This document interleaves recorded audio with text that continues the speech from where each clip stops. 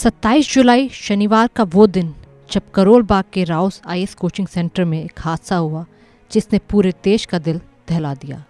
IAS बनने का सपना लेकर दिल्ली आए छात्रों की जान भ्रष्ट सरकार और अफसरों की भेंट चढ़ गई। उसी घटना की एक छात्रा यूपी के अंबेडकर नगर की रहने वाली थी जिसका नाम था श्रेया यादव। पिता दूध बेचकर बेटी को पढ़ाता था। घर वालों की आंखों में ललक थी कि एक दिन बेटी नाम रोशन करेगी, लेकिन इस मानव निर्मित शिकंजे ने बेटी की जान ले ली। आज उस मातम पसरे घर के परिजनों तक हमारी टीम पहुंची। मृतिका के भाई से हमारी बातचीत हुई, लेकिन दिल इस बात से सहम जाता है कि इस राखी श्रेया के भाई की कलाई सूनी रह जाएगी। जीवन भर के लिए रक्षा सूत्र से वो वंचित रह जाएगा।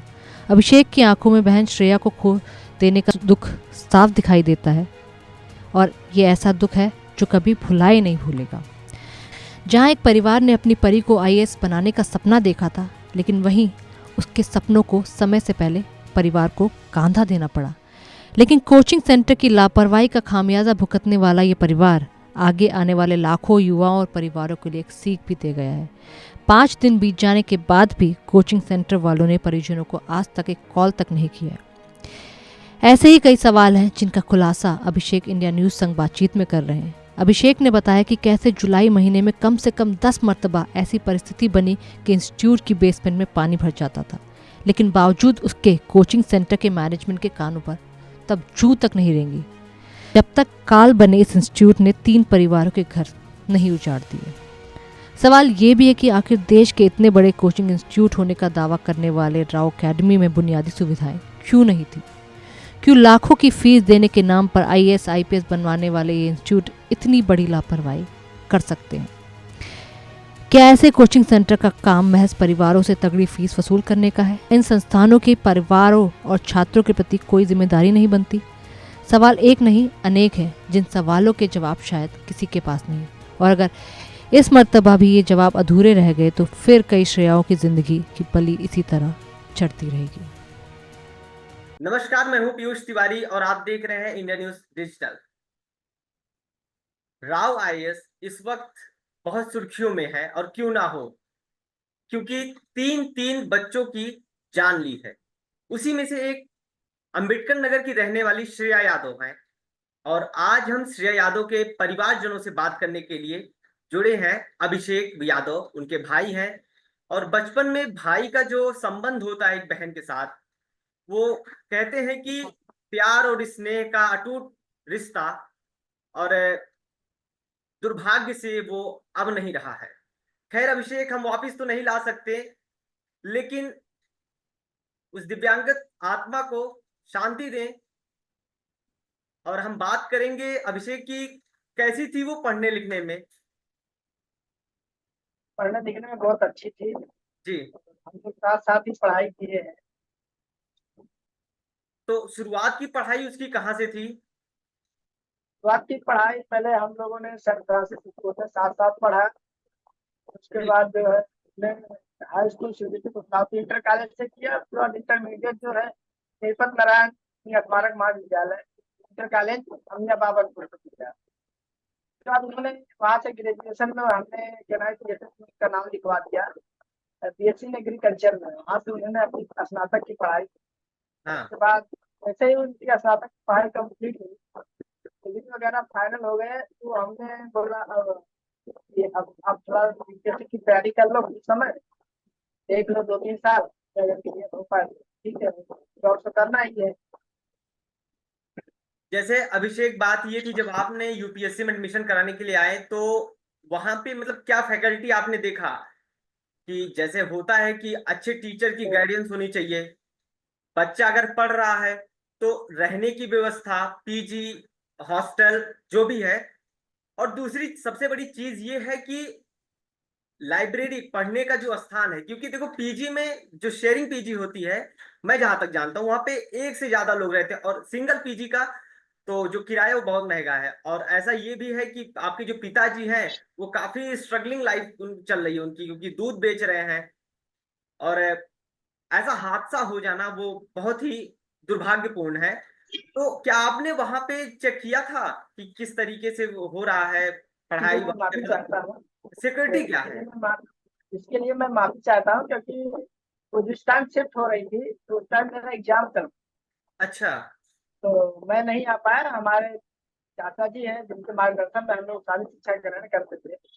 कहीं भी एडमिशन लेना होता था, कहीं कुछ करना होता था, एकेडमिक्स में कुछ भी करना होता था, तो पहले हम लोग अपने चाचा से मार्गदर्शन लेते थे, उसके बाद ही हम आगे काम करते थे, चाहे हम हो चाहे हमारे टीचर। तो हमारे चाचा ने वहाँ जाके सारी चीजें देखी थी, और वहाँ फैकल्टी भी देखी थी, फैकल्टी से बात भी किए थे, और लाइब्रेरी भी देखी थी, पीजी में शिफ्ट भी वही थी।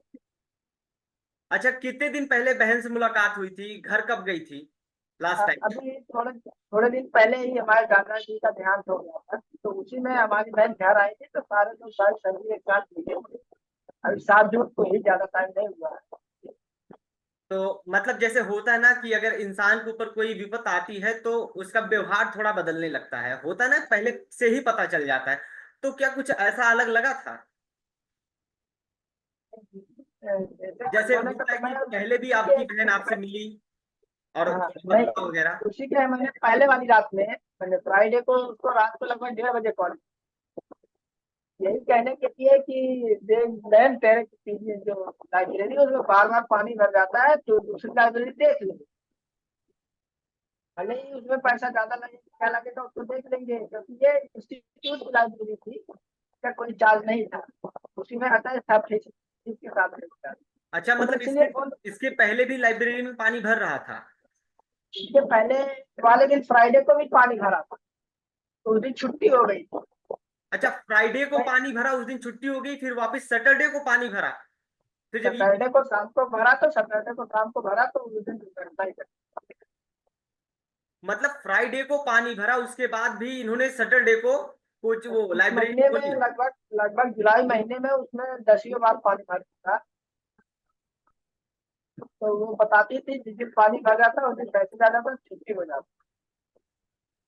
ये तो बात है। इसीलिए मैंने लगभग रात को फोन किया था 1:30 बजे कि मत जाओ लाइब्रेरी में, पर पता नहीं क्या भगवान की मेरे मुंह से निकलवाना नहीं चाहे, क्या हुआ कि मैं उससे कह नहीं पाया, बस मेरी 1 से 1.5 मिनट बात नहीं होगी, इसलिए मैंने नहीं कर अच्छा अभिषेक, जब कोचिंग में एडमिशन लेना था तो क्या बहुत भाग दौड़ करना पड़ा था? पाया। बहुत ज्यादा भाग दौड़ नहीं करना पड़ा था, क्योंकि हमारे चाचा एकेडमिक्स में ही आते हैं, अच्छा। प्रोफेसर भी है, तो उनके जान पहचान के भी लोग टीचर हैं, तो इसलिए हाँ ज्यादा तो भाग दौड़ नहीं करना हाँ, पड़ा एडमिशन था। में थोड़ा वो हो गया होगा। अच्छा ये बताइए, ये जो लाइब्रेरी में जो पानी भर रहा था, ये और मतलब कितनी लाइब्रेरी की फीस थी? लाइब्रेरी की फीस वगैरह सब उसी में अटेंड थी, तो मैंने रिसिप्ट नहीं देखा। तो हाँ। जब हमारे चाचा जी के मार्गदर्शन में कोई ना कोई चीज काम करते हैं, तो हमें विश्वास रहता है कि हमारे चाचा हम लोग के लिए कोई गलत डिसीजन नहीं लेंगे। नहीं नहीं भाई, चाचा तो पिता समान है, गलत डिसीजन क्यों लेंगे? और अभिषेक एक बात बताइए, क्या किसी सीनियर टीचर का या फिर किसी अधिकारी का या फिर किसी और का इस मुद्दे पे कॉल आया आपको कि कुछ मुआवजे वगैरह हो गए? इसकी तो हमें नहीं मांग है, अभी हम न्याय न्याय के लिए मांग कर रहे हैं, हमें न्याय चाहिए। जी। हमें न्याय चाहिए, हम न्याय के लिए मांग कर रहे हैं, उसके लिए हमारे पास नहीं कोई नहीं, न्याय तो आपको मिलेगा ही, लेकिन उम्मीद भी यही है हमारी प्रशासन से। आपको क्या मुआवजे के लिए कोई कॉल वगैरह आया आपके पिताजी को या चाचा जी को? नहीं, मुझे इसकी कोई जानकारी नहीं। अच्छा ये बताओ, जब जुलाई में कईयों बार पानी भरा तो क्या एकेडमी को सूचित किया गया था एकेडमी या को फिर एमसीडी को सूचित किया गया हो? के बारे में, क्योंकि हम घर पे ही थे, हम जाने वाले ही थे अपने बहन के पास ही, वो हमारे पास फोन करके ही बोल रहे थे कि चले आओ। नहीं नहीं, आप तो खैर आपका तो पर्सनल वो था, आप तो जाते ही, लेकिन क्या एकेडमी को या फिर जो वहाँ का टीचर है, जो वहाँ का स्टाफ है, उसको क्या सूचित किया गया था? नहीं, इसके बारे में जानकारी हम लोगों को नहीं था, क्योंकि वहाँ का लोकल लोग जानकारी सीधे या पानी भरता या अकेडमी देगी जानकारी। हाँ। अभिषेक, जैसे वापिस से मैं एक सवाल कर रहा हूं आपसे कि क्या किसी अधिकारी का या किसी व्यक्ति का मुआवजे के लिए कॉल आया या फिर राव आईएएस के किसी स्टाफ का आपको कॉल आया कि जो धरने प्रदर्शन हो रहे हैं, क्योंकि ये बहुत बड़े लेवल पे हो रहे हैं, तो हो सकता हो संपर्क करने की कोशिश किए हों आपसे, तो मैं ये जानना चाह रहा हूँ। हमसे हमसे हमारे परिवार से कोई संपर्क करने को नहीं है, इस सारी बात। अच्छा, आपको क्या लगता है, क्या ये 3 जान ही लिया?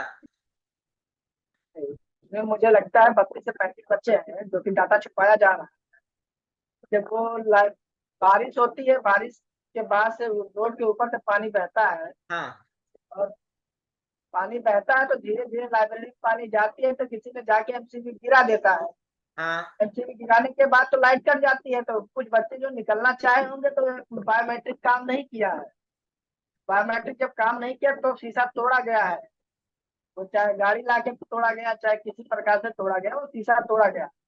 बच्चे निकल जाए, नहीं तो सारी जिम्मेदारी हमारे ऊपर आ जाएगी। मतलब तो जो अंदर जो बच्चे जो जाने के लिए बायोमेट्रिक फिंगरप्रिंट उनकी लगी थी, वो जो कहते हैं आउट टेक्निकल जो डोर आउट था, वो लॉक हो गया, जल भराव के। लॉक हो गया, क्योंकि जब लाइट ही नहीं है तो अनलॉक नहीं हो रहा। मतलब करीब 25 से 30 बच्चे वहां फंसे हैं, और ये आंकड़ा ये लोग जो है बाहर नहीं नहीं, आने देते 32 से हैं। 35 बच्चे लगभग, अच्छा, जो पता 35। है। समझ गया, समझ गया। लेकिन ये श्रेया का ये कैसे मामला बाहर आया? क्योंकि हो सकता श्रेया है ये का लोग। मामला ये है कि जो मैं अपने दिमाग से सोचा, मेरी बहन जो है 7 बजे तक रूम पे चली जाती, तो बारिश की वजह से हो सकता है और कोचिंग से रूम की दूरी ज्यादा नहीं थी, तो फिर भी 20 से 25 मिनट लग जाते थे। तो मुझे लगता है मेरी बहन बारिश की वजह से रुकी थी। जैसे ही बारिश खत्म हुआ तैसे निकलना चाहिए, लेकिन जो है बायोमेट्रिक ना ऑन होने की वजह से मेरी बहन निकल नहीं पाई। अब जैसे ही शीशा टूटा, तुरंत मेरी बहन निकलना चाहिए होगी, और ये जो है सिलीगुड़ी में कहीं फंसी होगी, इसलिए इसकी बॉडी सबसे पहले रेस्क्यू की। बाकी बच्चों की जानकारी नहीं मिल पाई। वो जो निकलने वाले बच्चे थे बिल्कुल आगे थे, उन बच्चों को सबसे पहले रेस्क्यू किया गया है। उसने बताया, ये भी चाह रहा है कि जब गोताखोर अंदर जाता है, बोलता फर्नीचर है, हमें बॉडी पकड़ के निकाल के बाहर लाने में दिक्कत हो रही। समझ गया मैं। अच्छा, अभिषेक एक बात बताओ, देखो तुम भी पढ़ाई कर रहे होगे या पढ़ाई कर चुके होगे, क्योंकि तुम्हारी भी उम्र बहुत अभी ज्यादा मैं नहीं है। अभी मैं इसी जून में अपना मास्टर्स कंप्लीट किया, जर्नलिज्म एंड मास अच्छा। कम्युनिकेशन। अच्छा, अभी आपने मास्टर कंप्लीट किया अभी जून जर्नलिज्म में ही विभाग मेरी से? डिग्री फाइनल हुई है। बहुत ही बढ़िया है, जर्नलिज्म विभाग से आप मास्टर कंप्लीट किए। हम लोग भी जर्नलिज्म ही कर किए हैं। लेकिन अभिषेक एक बात बताओ, जैसे जब कोई बड़ी संस्थान पे आप हाई फीस पे करते हो, फिर वहां पे आपको इस तरीके से देखने को मिलता है कि बेसमेंट में लाइब्रेरी के अंदर पानी भर जा रहा है, या फिर अच्छे फैकल्टी नहीं मिलता, स्टाफ नहीं मिलता, वो पहले वादा करते हैं, उसके बाद जो है सारे वादे उनके रखे के रखे रह जाते हाँ, हैं। तो हाँ, जैसे ये इस चीजें बात को भी अभी लोग लेके काफी था कि वो देखते हैं। जो बता के एडमिशन लिया गया था, हाँ। उस टाइम की वहाँ फैकल्टी नहीं थी, थोड़ा हमारे सिस्टर उससे भी खुश नहीं थी, हमसे बोलती थी। तो मैं बीच में बोल भी रहा था अपने बहन से कि अगर वहाँ ठीक तुम्हें नहीं लग रहा है, चलो अभी 1 इंस्टॉलमेंट फीस जमा की है, एडमिशन कैंसिल करवा के दूसरी जगह करवा लेंगे। जैसे दुर्भाग्य से बहन तो आपकी नहीं है, लेकिन अभी पता नहीं कितनी बहनें इस जाल इस जाल में फंसी हैं। लेकिन जो वादे वो करते हैं सूचना कोचिंग नहीं वाले, दी उसके जा रही बाद। है, वो सूचना छुपाई जा रही है। कम से कम 32 से 35 बच्चे वहाँ फंसे हुए हैं, और वो सारे बच्चों की डेथ हो चुकी है, एजुएटीज हो चुकी है, लेकिन वो बताया नहीं जा रहा। और अभी तक कोचिंग के मालिक के ऊपर कार्रवाई क्यों नहीं हो रही है, उसको संरक्षण दिया जा रहा है। इससे भी अनुमान लगाया जा सकता है कि कहीं ना कहीं इसमें कोई बहुत बड़ा साजिश है। और ये मानव निर्मित हत्या भी इसको बोल सकते हैं कि वो नहीं, जानबूझ ये के तो ऐसे किया गया है। मानव निर्मित नेक्सस तो है ही भाई, जिसके निवाले ये बच्चे हो गए हैं। ये तो आपकी बात सही है, लेकिन आपको क्या लगता है कि जो बेसमेंट में अभी भी कोचिंगें चल रही हैं, उसका क्या करना चाहिए? तो तुरंत बंद, तत्काल प्रभाव से उसको बंद कर देना चाहिए। नहीं तो आगे आने वाले फिर उसमें फिर पता नहीं कितने जाने जाएंगी। क्योंकि उन अधिकारियों को ही बंद करना चाहिए, क्योंकि कल को हो सकता है उन अधिकारी की बेटी उस कोचिंग में पढ़ रही हो, उसका बेटा पढ़ रहा हो, उसका भाई पढ़ रहा हो, तो उन अधिकारियों को ही एक कदम आगे बढ़ के सख्त कार्रवाई करनी चाहिए।